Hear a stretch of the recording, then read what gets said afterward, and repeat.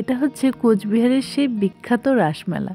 সত্যি কথা বলতে গেলে কোচবিহারবাসীর কাছে এটা হচ্ছে প্রাণের মেলা, রাসমেলা। রাস পূর্ণিমার দিন থেকে এই মেলাটি শুরু হলেও থাকে কিন্তু টানা 20 দিন পর্যন্ত। গতকাল এই মেলাটি শেষ হয়েছে। এই মেলাতে কি কি থাকে বা কি কি দোকানপাট বসে সমস্ত কিছুই আজ তোমাদের সাথে আমি এই ভিডিওটির মাধ্যমে শেয়ার করব। তো চলো বেশি বকবক না করে ভিডিওটি শুরু করা যাক। তো হ্যালো বন্ধুরা, welcome to Isha's creatives blogs. আশা করছি সকলেই খুব ভালো আছো, আমিও ভালো আছি। তো চলো এখন আর কথা বাড়াচ্ছি না, সোজাসুজি মেলাটার ভিতরে যাওয়া যাক। জানো তো, ছোটোবেলা থেকে খুব ইচ্ছে ছিল এই মেলাটিতে আসার, কিন্তু আমাদের বাড়িটা ছিল অনেকটা গ্রামের ভিতরে। মানে কোচবিহার থেকে আমাদের বাড়ির ডিস্টেন্স ছিল প্রায় 4-5 ঘন্টার রাস্তা লাইন বাসে, তাই সেভাবে আর আসা হতো না। এখন যেহেতু কোচবিহারে বিয়ে হয়েছে, তাই প্রত্যেক বৎসরই কিন্তু সৌভাগ্যক্রমে আমি এই মেলাটার মধ্যে আসতে পারি। দেখো, সকাল সকাল প্রায় 10:30 নাগাদ আমরা মেলায় চলে গিয়েছিলাম, কিন্তু এই সকাল সকালও কিন্তু মেলার মধ্যে ভালো ভিড় ছিল। তোমরা তো সকলেই জানো যে আমার একটা ছোট বাচ্চা রয়েছে, তো বাচ্চা নিয়ে রাতের বেলায় মেলায় আসা কিন্তু আমার পক্ষে সম্ভব না, কারণ ভীষণ ভিড় হয় এই মেলাতে। তাই আমরা দিনের বেলাতেই এসেছিলাম, একটু রাসটা ছুঁয়ে যাব। সকলেই বলে এই রাস ছোঁয়া নাকি বিশাল পুণ্যের একটা কাজ, তাই প্রত্যেকবার এসে এই রাসটিকে একবার হলেও স্পর্শ করে যাই। তো এই দেখো কতটা সুন্দর এই রাসটা, আর সবাই দেখো রাস কিন্তু ঘোরাচ্ছে। আমিও এখানে গিয়ে রাসটা একটু ঘুরিয়ে এসেছিলাম আর ঠাকুরকে প্রণাম করে এসেছিলাম। আর যা যা থাকে, মনোকামনা যা যা থাকে সমস্ত কিছুই ঠাকুরকে জানিয়ে এসেছিলাম। দেখি ঠাকুর কতটা সদয় হয় আর কতটা পূর্ণ হয়। তো যাকে সেসব কথা। এখানে দেখো একটা সুন্দর কালীর প্রতিমা রাখা রয়েছে, আর এখন আমরা যেখানে যাচ্ছি সেখানে সমস্ত কিছু হাতে তৈরি জিনিস রাখা আছে। এগুলো লোকালের সমস্ত লোকেরই হাতের আঁকা বা হাতের বানানো অনেক জিনিসই রয়েছে। তোমরা দেখো, দেখলে জানতে পারবে যে কি অপূর্ব হাতের কাজ মানুষের, কি নিখুঁতভাবে তৈরি করেছে জিনিসগুলো। একবার শুধু দেখো।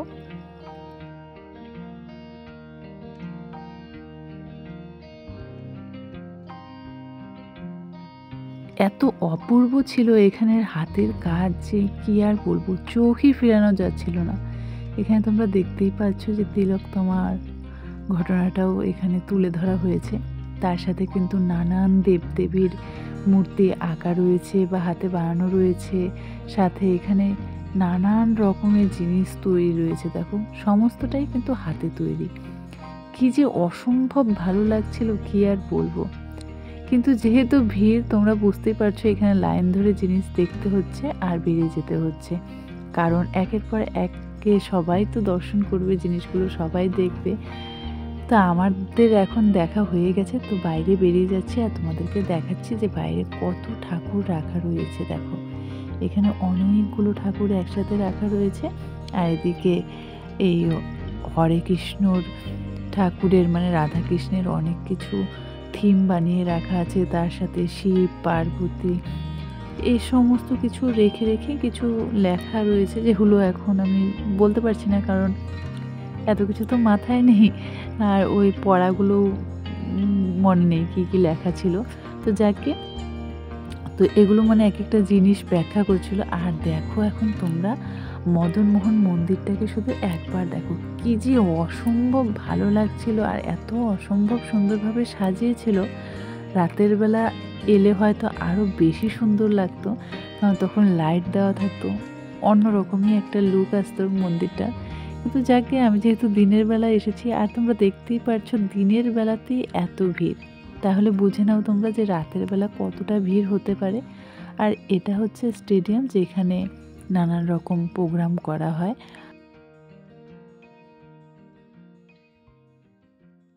আমাদের কিন্তু মেলা ঘুরতে ঘুরতে ভীষণ খিদে পেয়ে গিয়েছিল, তাই এসেছিলাম খাবারের দোকানগুলোর এদিকে। দেখা যাক কী খাওয়া যায়। আমরা মেলায় ছিলাম প্রায় 4 ঘন্টার মতো। এরপরেও কিন্তু আমরা মেলার প্রায় অর্ধেকটা অংশই ঘুরেছি, পুরো মেলাটা শেষ করতে পারিনি। অনেক বড় এই মেলাটা, তাই পুরোটা ঘুরে শেষ করা সেভাবে সম্ভব হয়ে ওঠে না। তার মধ্যে তোমাদেরকে আগেও বললাম যে আমি যেহেতু একটা ছোট বাচ্চা নিয়ে গিয়েছি, তো ওরও খাবারের কিছু ব্যাপার আছে, ওকে আবার বাড়িতে এনে খাওয়াতে হবে, তাই 4 ঘন্টাই ছিলাম। 4 ঘন্টা থাকার পরেও কিন্তু মানে কি আর বলবো, মেলাটা ঘুরে তৃপ্তি হয়নি। আর এদিকে দেখো মেলার মধ্যে এই ছোট্ট বাচ্চা মেয়েটি কিন্তু গাড়ি চালিয়ে ঘুরছিল। এগুলো রিমোট কন্ট্রোল গাড়ি, তো একজন পিছনে ছিলই ওর। এখন আমরা চলে এসেছি মুর্শিদাবাদের কুচুর মুচুর ভেজ পকোড়া খেতে। কোনো রকম রসুন পেঁয়াজ এগুলো তো ইউজ করা হয়নি, তাই ভাবলাম যে একটা মোচার চপ ট্রাই করা যাক। বেশ ভালো ছিল খেতে, দুর্দান্ত লেগেছে খেতে, খেয়ে নিয়েছি। এবার এসেছি এই লম্বা লম্বা যে লঙ্কাগুলো হয় সেগুলোর চপ খেতে আর মাশরুমের চপ খেতে।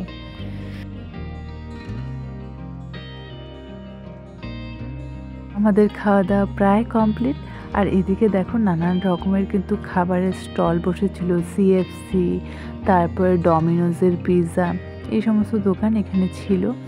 আমি কেএফসি দেখেছি, সিএফসি কখনো দেখিনি, যাকে এই প্রথমবার দেখলাম সিএফসি। তারপরে বসেছিল গোপাল ভাঁড়ের মটন পোলাও, এটা আমি ট্রাই করিনি, যাকে পরে কখনো ট্রাই করব। যেহেতু আমাদের খুবই তাড়াহুড়া ছিল তাই সব কিছু ট্রাই করতে পারিনি। এখানে নানান জায়গার থেকে দোকান আসে, প্রত্যেক বছর তো বাংলাদেশ থেকে নানান রকমের কাপড়ের দোকান আসে, যেখানে খুবই ভালো ভালো জামদানি শাড়ি পাওয়া যায়। কিন্তু এবছর বাংলাদেশের একটা দোকানও এখানে অ্যালাউ ছিল না, তাই একটা দোকানও আসতে পারেনি। আর এদিকে দেখো তোমরা নানান রকমের কিন্তু সুন্দর সুন্দর ব্যাগের দোকান ছিল, বাচ্চাদের খেলনাপাতির দোকান ছিল, আর এই যে প্লাস্টিকের বেলুন, গদা, এই সমস্ত জিনিস বানানো অনেক কিছুরই দোকান ছিল। এরপরেও কিন্তু সংসারে যে সমস্ত জিনিস থাকে মেয়েদের, যেমন বেলনা চাকি, তারপর হচ্ছে কি কাপ প্লেট, নানান ধরনের জিনিস দিয়ে কিন্তু এই দোকানটা একদম ভরা ছিল। তার সাথে তোমার 20 টাকা দামি কিছু দোকান আছে যে এখানে শুধু 20 টাকার জিনিসই পাওয়া যায়। এই ধরো 20 টাকার মধ্যে ছেটিপি, ন্যাপথলিন, ইয়ারবাডস, আরও নানান রকমের ছোট বড় ক্লিপ, এই সমস্ত জিনিসই পাওয়া যায়। আর এখানে দেখো কি সুন্দর সুন্দর কাপ ছিল, কাচের কাপ, পার পিস ছিল এই 50 টাকা করে। আর এখানে বসেছিল সুন্দর সুন্দর ফুলের দোকান। মেলায় গেলে তো যা কিছু দেখবো সমস্ত কিছু দেখেই নিয়ে আসতে ইচ্ছা করে, কিন্তু এর জন্য প্রচুর টাকার প্রয়োজন, যেটা কিনা মানে ধরাছোঁয়ার বাইরে। এখানে দেখো বালিশের কভার, তারপরে বেডশিট, কুর্তি, সমস্ত কিছুই বিক্রি হচ্ছিল। তার সাথে তো এই আর্টিফিশিয়াল ফ্লাওয়ার্সগুলো ছিলই। এখানে কিছু কিছু দোকান আছে যেখানে 200 টাকা ফিক্সড দাম, সে দোকান থেকে তুমি যা কিছুই নাও না কেন 200 টাকাই লাগবে। এমনও দোকান আছে যেখানে জোড়ায় ধরো 2টো সোয়েটার বিক্রি হচ্ছে, তোমাকে জোড়া হিসেবেই নিতে হবে, যার দাম হচ্ছে গিয়ে 500 টাকা। এরকম নানান ধরনের দোকান ছিল। তো যাকে সেই সমস্ত কথা, তোমরা যারা যারা কখনো কোচবিহারের রাসমেলায় আসনি, আমি চাইবো তারা প্রত্যেকে একবার হলেও কোচবিহারের রাসমেলায় এসো। আশা করছি খুবই ভালো লাগবে, কারণ এত সুন্দর মেলা আর এত মনোরম পরিবেশ যে কী আর বলবো। সামনের থেকে না এলে সেটা হয়তো ভিডিওর মাধ্যমে বোঝানো সম্ভব নয়। আর আমি সেভাবে ভিডিও কোয়ালিটি হয়তো তোমাদের ভালো নাও লাগতে পারে, কারণ তোমরা বুঝতেই পারছো একটা বাচ্চা নিয়ে ভিডিও করা খুব একটা সোজা ব্যাপার না। তাই আমি যতটা পেরেছি চেষ্টা করেছি তোমাদের সাথে শেয়ার করার, তোমরা কিছুটা হলেও আইডিয়া পেয়ে যাবে। আর যেহেতু এখন শীতকাল প্রায় পড়েই গেছে, তাই এখানে কিন্তু প্রচুর সোয়েটার, শাল চাদর, নানান রকমের স্টল, এই সমস্ত জিনিসের কিন্তু দোকান প্রচুর বসেছিল। এমনকি এই সমস্ত জিনিসের দাম যে একেবারে আহামরি তাও কিন্তু না, একদম রিজনেবল প্রাইসের মধ্যেই তোমরা এগুলো পেয়ে যেতে পারবে। তো এই সমস্ত জিনিস দেখে ঠেকে আমরা একটু এখন বাইরের দিকে চলে যাচ্ছি, কারণ ছেলের চোখে রিসেন্ট একটা গোটার মতো উঠেছে, যার জন্য ছেলের হয়তো একটু প্রবলেম হচ্ছে। তো আমরা ভেবেছিলাম যে আজকে একটু ডাক্তার দেখিয়েও চলে যাব। তাই আমরা এখন মেলার থেকে বেরিয়ে পড়ছি। আর এই মেলাতে কিন্তু কাঠের আসবাবপত্র পাওয়া যায়। এই ধরো খাট, ঠাকুরের সিংহাসন, তারপর আরও নানান জিনিস, মানে এমন কোনো জিনিস বাদ নেই যেটা এই মেলাতে পাওয়া যায় না। তো যাকগে সেই সব কথা, আমি শুধু বারবার একই কথা বলে যাচ্ছি যে যাকগে সেই সব কথা, যাকগে সেই সব কথা। আসলে কি আজকাল তো রেগুলার ভিডিও দিচ্ছি না, ভিডিও দিচ্ছি অনেক দিন পর পর। মানে হয় ভিডিও করি, এডিট করার সময় পাই না, অথবা এডিট করলাম আপলোড করতে ইচ্ছে হলো না, এরকম প্রচণ্ড ল্যাথখোর হয়ে গেছি আমি। সত্যি কথা বলতে একা একা বাচ্চা সামলাতে সামলাতে না এখন আর সেভাবে ভিডিও করার সময়ও পাই না। আর ভিডিও এডিট করতে তোমরা অনেকেই জানো যে কতটা সময় লাগে। তাই সত্যি কথা বলতে আমার একদমই এনার্জিই থাকে না বাচ্চাকে সামলে যে ভিডিও করব, ভিডিও আবার এডিট করব। তাই যতটা পারি যখন পারি আমি আপলোড করি, যতটা আমার দ্বারা সম্ভব হয়।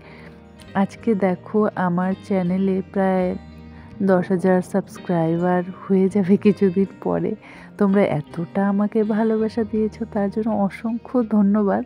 আমি হয়তো একটু ইরেসপন্সিবল হয়ে গেছি, কারণ আমি প্রতিনিয়ত ভিডিও দিয়ে উঠতে পারছি না। আগে আমার বকবক পরে শোনো। এটা আরেকটা সুন্দর জিনিস, সেটা হচ্ছে কি, এটা হচ্ছে কোচবিহারের বিখ্যাত সাগরদিঘির পাড়, যেটা তোমরা দেখে নাও। অনেক কাপেলরাই আসে এখানে ঘুরতে। তারপর অনেকেই আছে যারা অফিস থেকে খুবই টায়ার্ড হয়ে যায়, তারপরে এখানে এসে দাঁড়িয়ে থাকে। জায়গাটা যেহেতু অনেকটাই শান্তিপ্রবণ এলাকা, তাই অনেকেই এখানে রিল্যাক্স করতে আসে। বেশ সুন্দর কিন্তু, দেখো তোমরা একবার। মানে এই জায়গাটা সামনে থেকে না আসলে না বুঝতে পারবে না। তার মধ্যে আমি তো চলন্ত টোটোর থেকে ভিডিও করছি, তো কতটাই বা তোমরা বুঝবে। এই সমস্ত মানে পরিবেশের মানে কি বলবো আমি, এই যে মনোরঞ্জনের ব্যাপারটা, এটা একমাত্র সামনে না এলে তোমরা ঠিক বুঝতে পারবে না। তো যাকে আজ অনেক বকবক করে ফেললাম। তো আজকের ভিডিওটা এখানেই শেষ করছি। সকলে ভালো থেকো, সুস্থ থেকো, আর সকলকে ভালো দেখো। তো আজকের মতো টাটা। দেখো সামনে ভীষণ জ্যাম ছিল, তো জ্যামে আটকে পড়েছিলাম, তো এখন বাড়ি যাচ্ছি। টাটা।